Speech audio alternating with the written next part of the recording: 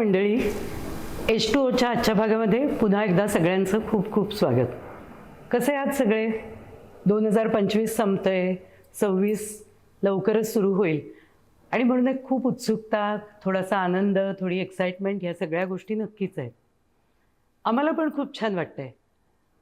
पण गंमत सांगते, आमचा जो डिवोर्स किंवा घटस्फोटावरचे एपिसोड होते ना, त्याला प्रेक्षकांचा इतका रिस्पॉन्स मिळाला आणि खूप प्रश्न, खूप शंका ह्या आमच्याकडे पाठवल्या गेल्या आणि म्हणून हा खास एपिसोड त्या पार्श्वभूमीवर करतो आहोत, प्री मॅरेज काउन्सिलिंगवरचा.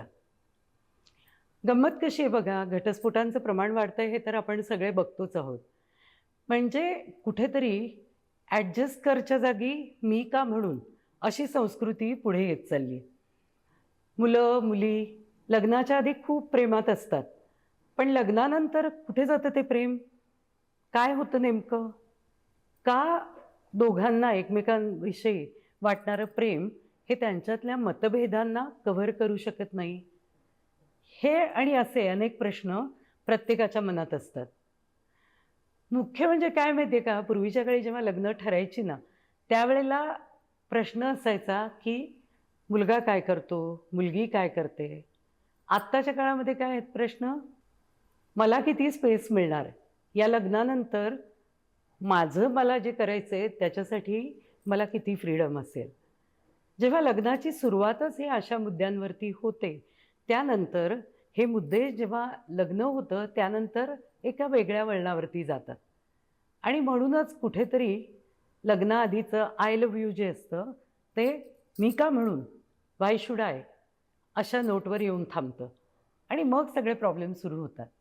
आणि म्हणूनच लग्नाआधीची थोडीशी इन्व्हेस्टमेंट प्री मॅरेज काउन्सिलिंगवरची ही लग्नानंतरचे मोठे मोठे खर्च आणि मनस्ताप याच्यावरचा एक प्रभावी उपाय असू शकतो. आणि त्यासाठीच आम्ही आज आपल्याशी गप्पा मारणार आहोत. आणि माझ्याबरोबर आहेत मधुगीता सुखात्मे. नमस्कार. तर मॅडम, तुम्हाला काय वाटतं, आपल्या समाजामध्ये नेमकं काय घडतंय की ज्याच्यामुळे प्री मॅरेज काउन्सिलिंग हा लग्नात जी कुंडली आपण पूर्वी मॅच करायचो की नाही, किंवा प्रोफाईल मॅच करायचो, त्याच्या जागी आता प्री मॅरेज काउन्सिलिंग करून घ्या असं आपणही सांगतोय आणि लोकांना पण ते पटतंय. आणि तुमचं म्हणणं अगदी बरोबर आहे. मुळातच काउन्सिलिंग का करायची वेळ येते, कारण घरात माणसांची संख्या पूर्वीच्या मानाने घटलेली आहे. आणि आज जेव्हा मुलीचं वय लग्नाचं जे आहे ते साधारणतः 25च्या पुढे गेलेलं आहे. म्हणजे पूर्वीच्या लग्नाची जी पद्धत होती, म्हणजे साधारणतः जर तुम्ही 20व्या शतकाच्या सुरुवातचं जर किंवा 19व्या शतकात जर पाहिलं तर मुली साधारणतः 20च्या आत लग्न झालेल्या असायच्या. आणि त्याच्या आधीचा जर विचार केला तर तो फारच आधी म्हणतो की बालविवाहामध्ये मोडतो तो, अशा ह्याच्यात जरी आपण, तेव्हा त्या मुलींना समजत नव्हतं आणि त्यांना लग्न करून दिलं की तुला तिथेच जन्मभर राहायचं, या पार्श्वभूमीवरच घरातून पाठवणी होत होती. आजच्या स्थितीमध्ये माझ्या इथे जेव्हा काउन्सिलिंगला मुली येतात ह्या 2 प्रश्न मला नेहमी विचारतात, जी तुम्ही आत्ता स्पेस विचारले, की मला रोज चहा करावा लागेल का, एक, आणि दुसरं असं की मीच रोज चहा का करायचा. माझं सगळ्यांना असं एक विचार नाही की आपल्याला चहा प्यायला जर आवडतो तर आपण आपला चहा जसा आनंदाने करतो त्याच्यात 1 कप जास्ती केला तर काही बिघडेल का. पण आताची वृत्ती घरोघरी 1 किंवा 2च अपत्य असल्यामुळे त्यांना घरात काही शेअरिंग करायची सवयच राहत नाही. आणि या शेअरिंग न करण्याचे अनेक कारण आहेत. म्हणजे मी असं सामाजिक किंवा आर्थिक असं नाही म्हणत, पण प्री मॅरेज काउन्सिलिंगच्या वेळेला हा जो प्रश्न येतो, आपण लहानाचे मोठे झालो, जिथे जे जे करत आलो तेच आपण पुढे करणार असू तर आपण दुसऱ्या घरी जाणार आहोत की नाही याचा विचार करा. मुख्य म्हणजे रोल आफ्टर मॅरेज, ह्यामुळे कुठेतरी सगळा घोळ होतो, बरोबर. आणि म्हणूनच प्री मॅरेज काउन्सिलिंगमध्ये आपल्याला नेमकं हेच आपल्याला त्यांना ओळखायला शिकवायचं असतं. म्हणजे लग्नाआधी जेव्हा एखाद्या मुलाला किंवा मुलीला वाटतं ना की आमच्या दोघांचं खूप प्रेम आहे, आम्ही दोघं एकमेकांना खूप चांगलं ओळखतो, पण ते ओळखणं म्हणजे कुठल्या रोलमध्ये तुम्ही ओळखता ही खूप महत्वाची गोष्ट असते. आणि म्हणून प्री मॅरेज काउन्सिलिंगमध्ये मॅडम आपण नेमकं काय काय लक्षात आणून देतो? बरोबर आहे. मुलगा आणि मुलगी दोघांनी पण हे एक लक्षात घेतलं पाहिजे की आपली आतापर्यंतची असलेली दिनचर्या जी एकल पद्धतीने म्हणजे इंडिव्हिज्युअली चालत होती, एकटा राहून चालत होती, की मी म्हणेल तसं होईल. आता एकाच्या ऐवजी दोघं एकत्र राहणार आहेत आणि ती एक कशी होईल या दृष्टीने विचार करायचा. त्याच्याकरता आपण कशी पुढे वाटचाल करायची याच्याकरता प्री मॅरेज काउन्सिलिंगमध्ये ते सगळे मुद्दे विचारात घ्यावे असं मला वाटतं. एक गोष्ट आहे की दिनचर्या. हं. पण याही बरोबर आणखीन खूप महत्त्वाच्या गोष्टी असतात, ज्या की प्री मॅरेज काउन्सिलिंगमध्ये आपण निश्चितपणे मुलगा आणि मुलगी आणि त्यांचे कुटुंबीय जे कोणी आले असतील त्यांच्याशी सविस्तर चर्चा करतो. हं. याचं कारण म्हणजे 2 माणसं, 2 करिअर, 2 विचार आणि घर मात्र एक, संसार मात्र एक. हं. तर ह्या दोघांचा मेळ आपल्याला तिथे घालायचा असतो. बरोबर. आणि म्हणूनच तुमच्या लग्नाकडनं नेमक्या कुठल्या अपेक्षा आहेत? Why do you want to get married? तर हा व्हाय जो आहे ना, तो सगळ्यात महत्त्वाचा असतो, की लग्न करण्यामागचा तुमचा उद्देश नेमका बरोबर आहे. काय आहे? आणि याच्याच करता समुपदेशनाची गरज असते, हं. की व्हाय. हं. म्हणजे मी मुलींना असं विचारते, की तुम्हाला लग्न का करायचंय? तसंच मी मुलांना विचारते, की तुम्हाला लग्न का करायचंय? लग्न हेच फक्त शारीरिक संबंध ठेवण्याकरता करायचं आहे, की आपल्याला आपला वंश पुढे चालवायला पूर्वीच्या काळी पद्धत होती त्याच्याप्रमाणे चालवायचं आहे, की दोघांना एकमेकांच्या बरोबर जन्मभर राहता यावं अशा सामंजस्याने राहायचं. म्हणजे याच्याकरता मनोवृत्ती आणि मानसिकता याचा विचार करावा लागतो. याबरोबरच हाही विचार लग्नाच्या आधी करणं हे खूप उपयोगी पडतं. मुख्य म्हणजे पैशाची डिव्हिजन, जबाबदारीची डिव्हिजन. तुझ्या पगाराचं तू कसं डिस्ट्रिब्युशन करणार आहे? घरासाठी तुम्ही किती पैसे देणार आहात? तुमच्या इतर गोष्टींवर तुम्हाला किती खर्च करणं अपेक्षित आहे? कारण पैसा हे एक भांडणाचं खरोखर मोठं कारण असतं. विसंवादाचं कारण असतं आणि म्हणून याही गोष्टी लग्नाच्या आधी क्लिअर असणं हे खूप महत्त्वाचं आहे.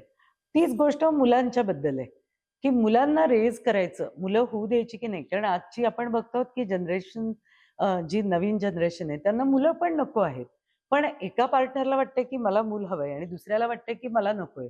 तर हे जर लग्नाच्या आधीच माहीत असेल, तर पुढे होणारा वाद त्याच्यातनं टळणार असतो. आणि म्हणून मुलं कधी व्हायची आहेत, तुम्ही आपापल्या फॅमिलीला म्हणजे ओरिजिनल लग्नाआधीच्या फॅमिलीला म्हणजे आपले आई-वडील, भावंड यांना नेमका किती वेळ देणार आहात? त्याचबरोबर त्यांची कुठली जबाबदारी तुम्ही घेणार आहात? तुमची तुमच्या पार्टनरकडनं त्यांच्याशी कशा प्रकारे वागायची अपेक्षा आहेत, या सुद्धा गोष्टीमध्ये संवाद घडणं हे लग्नाच्या आधी खूप महत्त्वाचं असतं. काय आहे माहिती आहे का, की आपण एका काल्पनिक जगात असतो आणि काही गोष्टी गृहीत धरलेल्या असतात. कारण आपण प्रेमात असतो, आपल्याला एखादी व्यक्ती आवडते आहे आणि मग अशा वेळेला ज्यावेळेला लग्नानंतरचं चित्र बदलतं, त्यावेळेला तो एक शॉक, कल्चरल शॉक म्हणून अशा अनेक गोष्टी आपल्याला पार्टनरबद्दल माहिती झाल्या, तर मग ते ॲक्सेप्ट करणं हे दोघांनाही अवघड जाऊ शकतं. आणि म्हणून त्या दृष्टीने या विषयाची चर्चा ही खुलेपणाने होणं हे महत्त्वाचं आहे.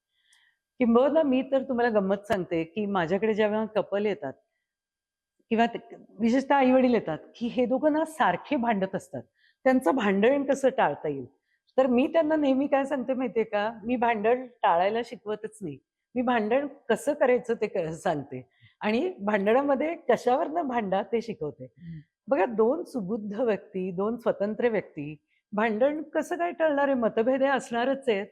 पण त्या भांडणाचं कुठले मुद्दे प्रायोरिटीचे पाहिजेत त्याच्यातले, कुठल्या मुद्द्याला किती वेटेज द्यायचंय आणि त्या भांडणाचा शेवट कसा करायचा आहे. जे की पती-पत्नी आपलं नातं जेव्हा सगळ्यात महत्त्वाची गोष्ट मानत असतील, तर ते भांडण मिटवण्याचे पण उपाय काही अवघड नसतात आणि म्हणून हे शिकवणं हे सुद्धा या प्री मॅरेज काउन्सिलिंगचा एक महत्त्वाचा भाग असतो.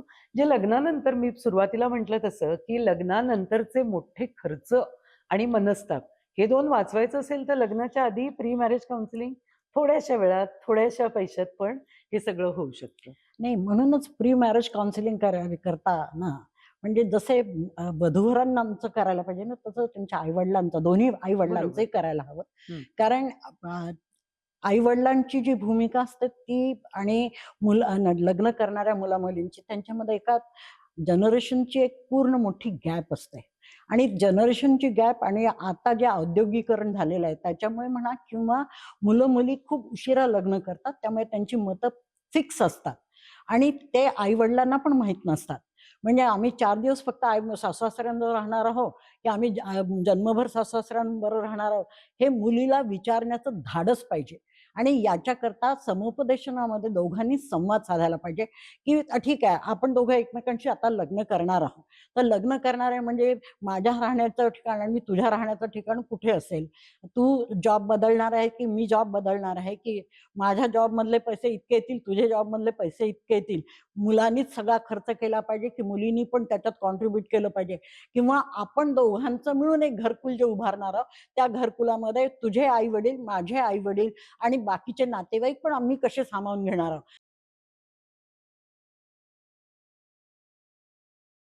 घर बांधताना आपण प्लॉट घेताना त्याच्या आर्किटेक्टचा विचार करतो, त्याची सगळी मांडणी कशी करायची त्याचा विचार करतो, ते घर टप्प्याटप्प्याने कसं सजवायचं याचा विचार करतो, आणि उभा आयुष्याचा जो संसार मांडणार आहात तुम्ही दोघं, त्यांनी आपल्या पुढच्या आयुष्याचे निदान अर्थ, काम, मोक्ष हे जे 4 म्हटले आहेत त्याच्याप्रमाणे पहिले अर्थकारणावर भांडणं होऊ नये म्हणून विचार करायला पाहिजे. तर समुपदेशकाकडे जाऊन लग्न ठरलं की दोघांनी सगळ्या आपले पूर्ण पत्रिका जशी मांडतात तसे सगळे मुद्दे व्यवस्थित मांडावेत, की राहण्याची सोय कशी आहे, घर कसं असणार आहे, मुलं कधी व्हायची आहे, मुलं होण्यापूर्वी तब्येती कशा आहेत, कुणाला कुठला आधी अस्थमा आहे का, क्रॉनिक डिसीज झालाय का, चित्र पाहणं आणि over A cup of coffee 2-4 महिने भेटणं हे प्रियकर प्रेयसीचं नातं खूप दिवस चालू शकतं. पण प्रत्यक्षात जेव्हा एकमेकांच्या बरोबर जगायची वेळ येते, तेव्हा मात्र तुम्हाला मग सगळे प्रश्न समुपदेशनामध्ये आधी सोडवावे, म्हणजे प्री मॅरेज काउन्सिलिंगमुळे पुढचे घटस्फोट टळण्याला एक हातभार लागेल असं मला वाटतं. बरोबर. म्हणजेच काय, की प्री मॅरेज काउन्सिलिंगमुळे लग्नानंतर होणारे मोठे-मोठे वाद टळतात. एक एकमेकांबद्दलच्या अपेक्षा किंवा लग्नामध्ये ज्या काही अपेक्षा असतात, लग्नाकडून आपल्या अपेक्षा असतात, त्या दोघांना स्पष्ट होतात. जेव्हा समोरासमोर काउन्सिलरकडे बसून बरोबर. या गोष्टीची हं. चर्चा होते. एकदम बरोबर. मी म्हणेन, की कुठेतरी इमोशनल मॅच्युरिटी जी जे भांडणारी कपल्स असतात त्यांच्यामध्ये मला कमी वाटते. तर ती इमोशनल मॅच्युरिटी जी आहे, ती ओळखणं आणि ती व्यवस्थित वाढवणं, या गोष्टीसुद्धा त्याच्यामुळे प्री मॅरेज काउन्सिलिंगमुळे शक्य होतात.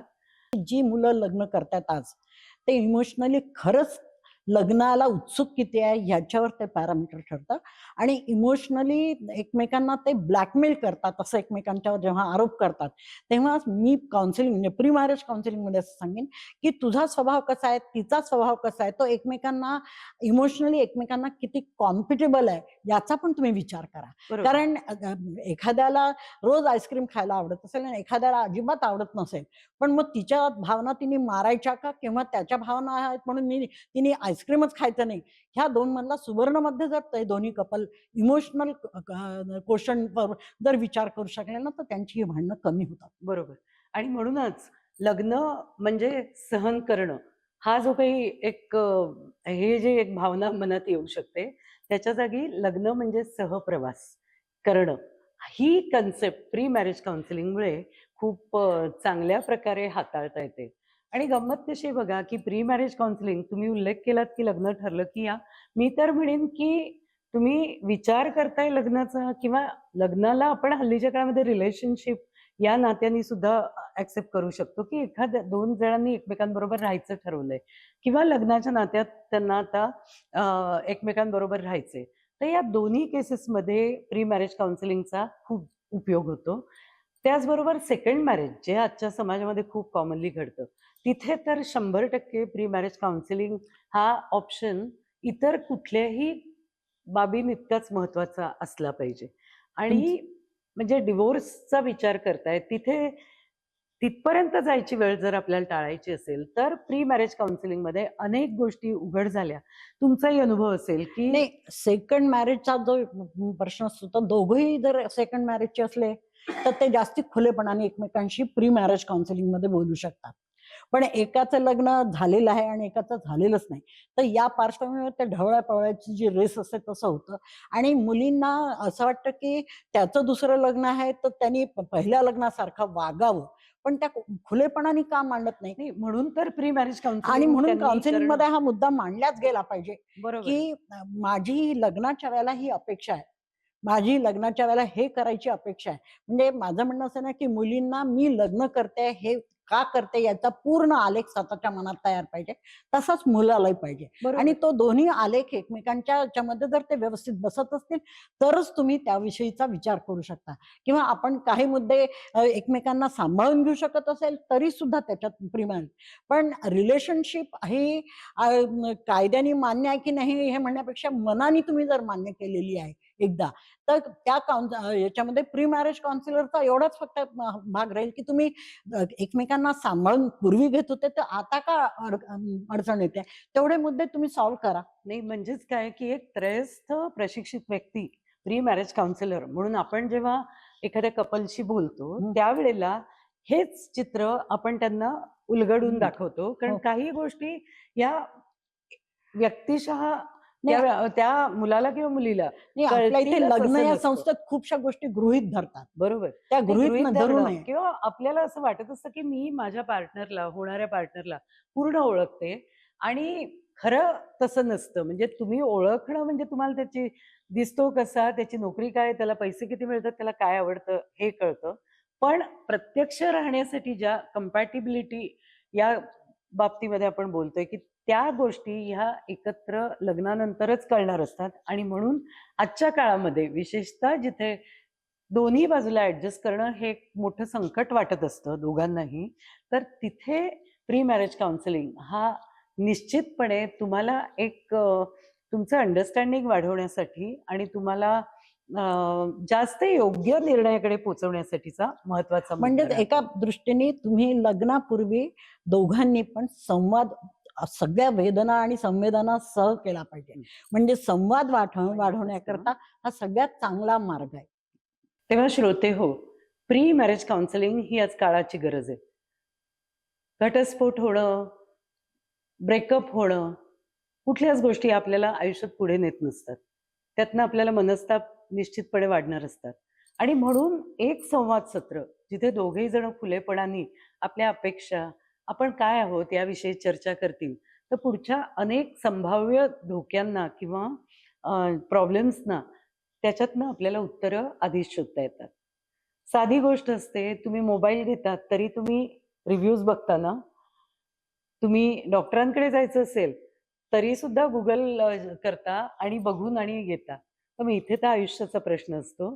फक्त हा रिव्ह्यू आपल्या ऐकीव माहितीवर करण्यापेक्षा खुलेपणाने एकमेकांशी संवाद आणि तोही काउन्सिलरच्या मदतीने केलात, तर त्यातनं एकमेकांना चांगलं ओळखण्याची आणि संवाद चांगला साधता येण्यासाठी ते महत्त्वाचं ठरतं आणि निश्चित उपयोगी पडतं. भेटूया लवकरच H2Oच्या पुढच्या भागामध्ये अशाच एखाद्या तुमच्याकडून आलेल्या टॉपिक विषयी चर्चा करण्यासाठी. धन्यवाद. धन्यवाद.